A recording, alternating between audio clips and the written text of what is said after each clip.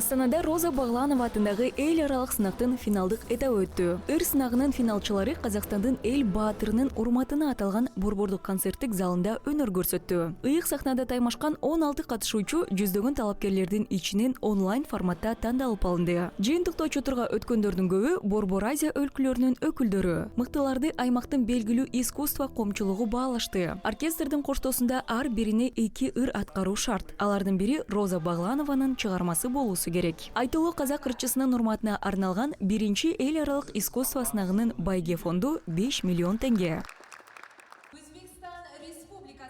Роза апамыздың әндерін мен кішкентай кезімнен Роза апабыздын ырларын мен кичинемден угуп келем. Бардык ырларын ырдаганга аракет кылам. Булбул ырчы апабыздын ырларын ырдоо абдан кыйын. Анткени анын өзүнүн уникалдуу ыкмалары бар деп айтууга болот. Мен Өзбекстандан келдим. Өзбек эли бул ырчы эжени жакшы билет. Советтер Союзунан бери келе жатат. Өзүнүн кайталангыс үнү бар. апамызды өте жақсы таниды, себебі СССРдан бері келіп жатқан өзінің қайталанбас бір дауысы бар.